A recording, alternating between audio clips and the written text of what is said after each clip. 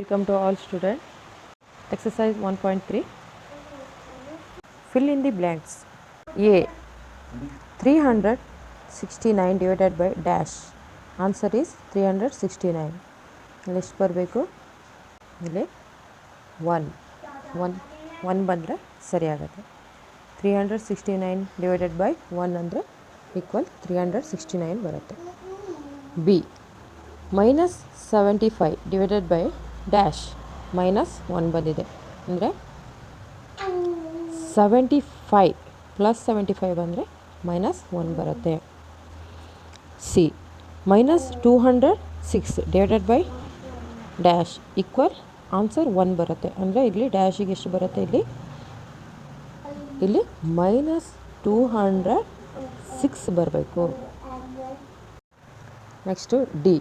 -87 divided by dash 87 answer ಬರಬೇಕು, plus 87 ಬರಬೇಕು. ಅಂದರೆ ಇಲ್ಲಿ -1ಇಂದ ಡಿವೈಡ್ ಮಾಡಬೇಕು, ಆವಾಗ ಪ್ಲಸ್ 87 ಬರುತ್ತೆ. ಮೈನಸ್ ಪ್ಲಸ್ ಆಗುತ್ತೆ. Dash divided by 1 equal -87.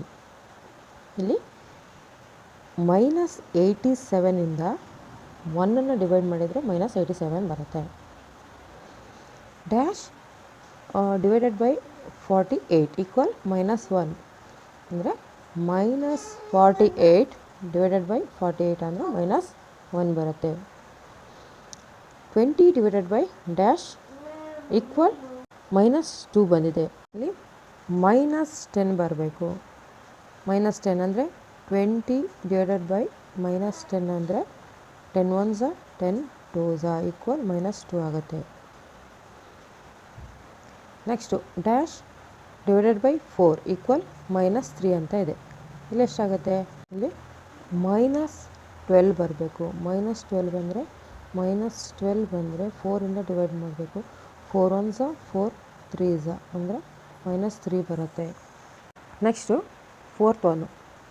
Right 5 pairs of integer a b such that a divided by b equal -3. One such pair is 6 -2 because 6 divided by -2 equal -3. ಈಗ next 5 pairs ಮಾಡಬೇಕು. Already 1 peer ಕೊಟ್ಟಿದ್ದಾರೆ, ಅದನ್ನು first ಮಾಡ್ಕೊಳ್ಳೋಣ. 6 -2. ಈಗ a divided by b equal -3. ಇದಕ್ಕೆ ನಾವು apply ಮಾಡ್ತಾ ಹೋಗಬೇಕು. ಈಗ 6 ಮತ್ತು -2 ಕೊಟ್ಟಿದ್ದಾರೆ. a equal 6 divided by -2 equal -3 ಅಂತ ಕೊಟ್ಟಿದ್ದಾರೆ. ಇದು ಡಿವೈಡ್ ಮಾಡೋಣ. ಆನ್ಸರ್ 3 ಬರಬೇಕು, -3 ಬರಬೇಕು. 6 ಡಿವೈಡೆಡ್ ಬೈ -3. 2 1s 2 3s -3 ಬಂತು. ಸರಿ ಆಯಿತು. ಸೆಕೆಂಡ್ ಒನ್ ನಾವು ಮಾಡೋಣ. 9 a ಈಕ್ವಲ್ 9 b ಈಕ್ವಲ್ 3 ಹಾಕೊಳ್ಳೋಣ. a divided by b equal -3 ಬರಬೇಕು. ಅಂದರೆ a equal 9 divided by -3 equal -3. 9 divided by -3. 3 1s 3 3s -3. Next third one. -9 3. a divided by b equal -3. a ಎಷ್ಟಿದೆ? -9 divided by 3.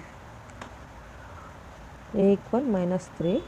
9 divided by 3 ಇದೆ ಅಲ್ವಾ, ಅದನ್ನು divide ಮಾಡೋಣ. 3 1s 3 3s -3.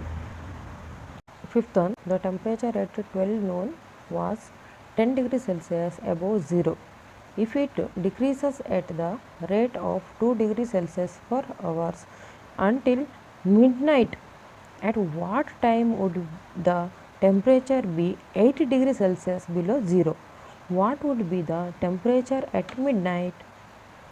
ಅಂದರೆ temperature ಅನ್ನೋದು 12 o'clock afternoon 12 o'clock 0 degree ಸೆಲ್ಸಿಯಸ್ಗಿಂತ 10 ಡಿಗ್ರಿ ಸೆಲ್ಸಿಯಸ್ನಷ್ಟು ಜಾಸ್ತಿ ಇದೆ.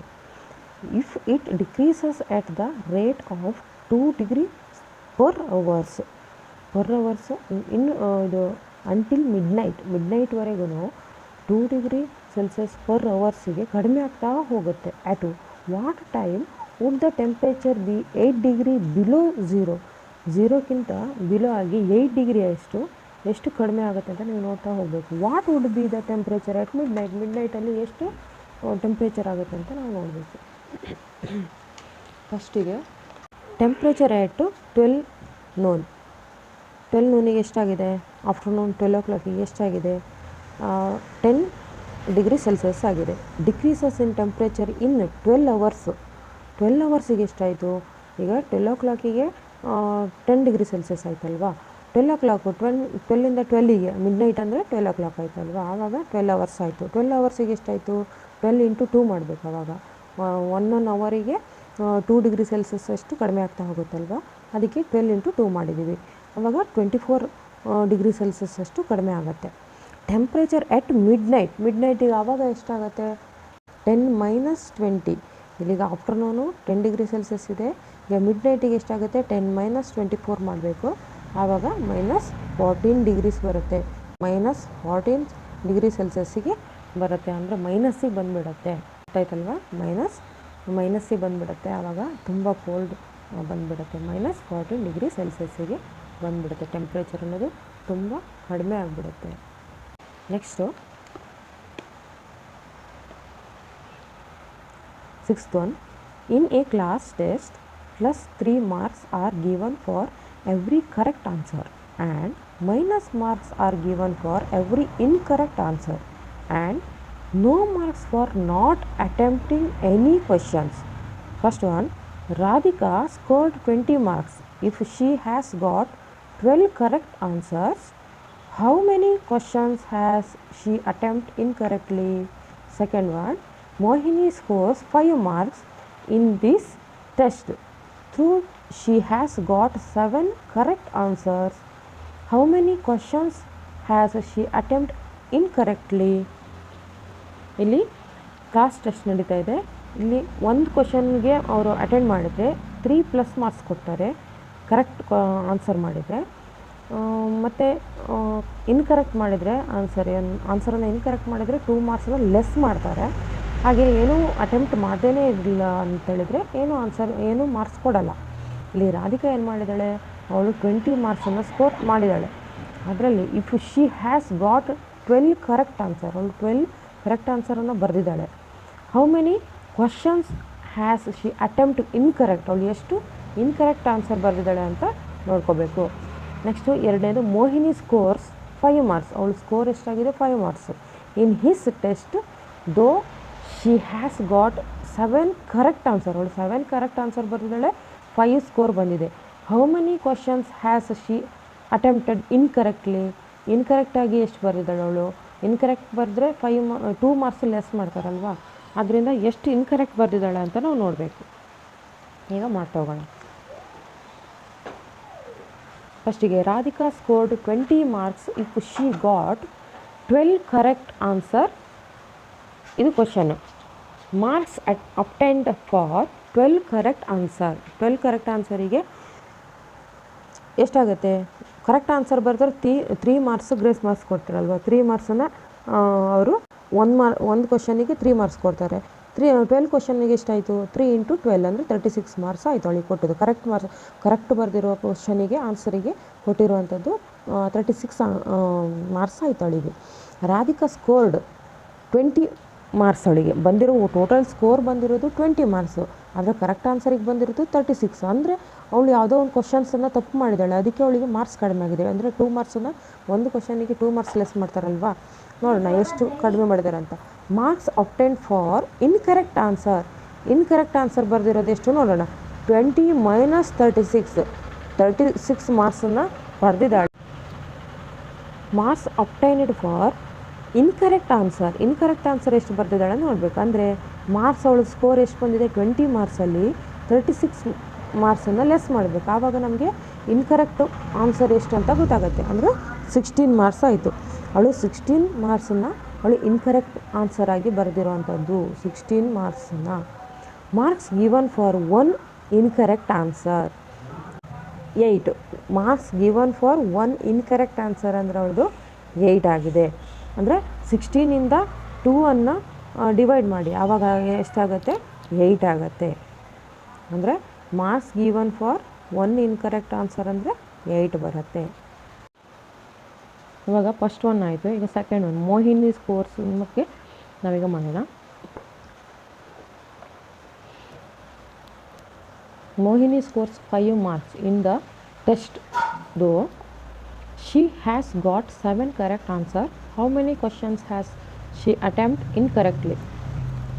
Marks obtained for 7 correct answers. ಅವಳು 7 ಕರೆಕ್ಟ್ ಆನ್ಸರ್ ಬರೆದಿದ್ದಾಳೆ. ಅದಕ್ಕೆ ಒಂದಕ್ಕೆ ಎಷ್ಟು ಕರೆಕ್ಟ್ ಆನ್ಸರ್ ಬರೆದ್ರೆ 3 ಮಾರ್ಕ್ಸ್ ಅಲ್ವಾ?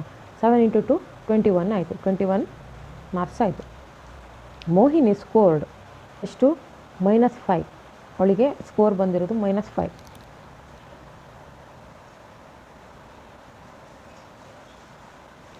ಅವಳಿಗೆ -5 ಮಾರ್ಕ್ಸ್ ಬಂದಿದೆ.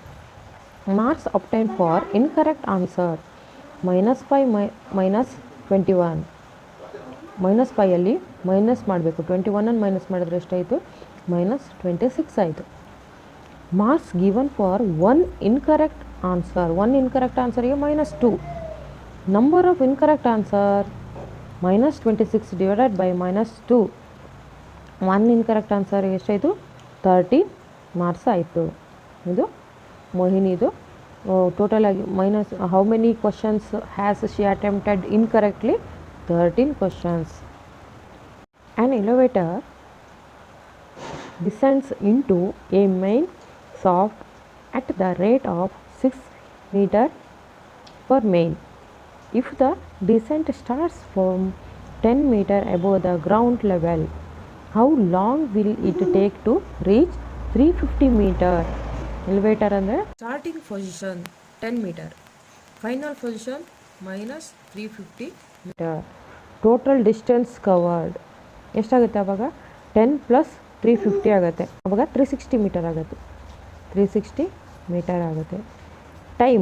Time taken to cover 6 metre. 6 ಮೀಟರಿಗೆ 1 ಮಿನಿಟ್ ಆಯಿತು. Time taken to cover 1 metre. 1 ಮೀಟರಿಗೆ ಎಷ್ಟಾಯಿತು? 1/6 ಮಿನಿಟ್ ಆಯಿತು. Time taken to cover 360 metre. 360 ಮೀಟರಿಗೆ ಎಷ್ಟಾಯಿತು?